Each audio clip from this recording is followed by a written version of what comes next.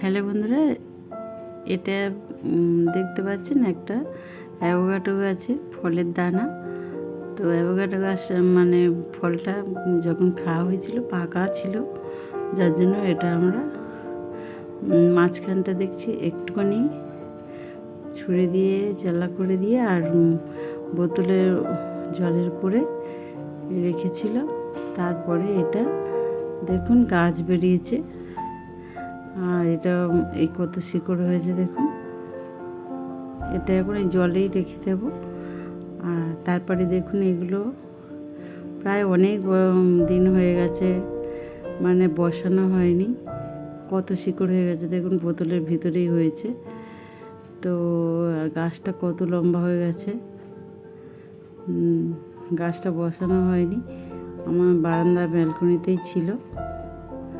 তো গাছটা ভাবলাম এবার বড়, মানে এটা 1.5 হাত হয়ে গেছে। তো ভাবলাম গাছটা বসিয়ে দিই, বালি মাটি আর সামান্য একটু ভার্মি কম্পোস্ট দিয়ে গাছটা আমি বসিয়ে দেবো। এখন এটা একটা ছোট্ট টবেই দেব, বেশি বড় টবে দেব না।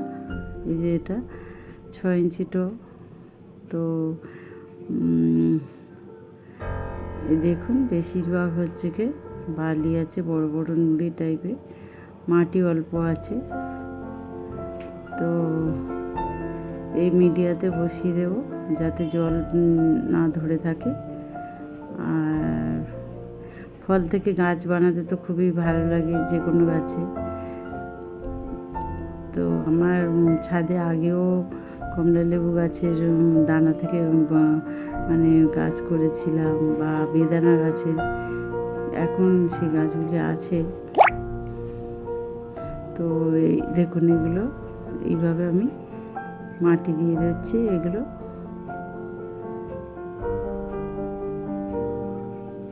এইভাবে দিয়ে দিলাম। আর এবার লাস্টে আমি একটু ফাঙ্গিসাইডে জল দিলে ভালো হয়। এখন ফাঙ্গিসাইডটা গাছের আনা নেই, তো এমনি জল, প্লেন জল আমি এখন দিয়ে দেব। তো এইভাবে আমি গাছটা বসালাম। ভিডিওটি ভালো লাগলে লাইক দেবেন আর পাশে থাকবেন।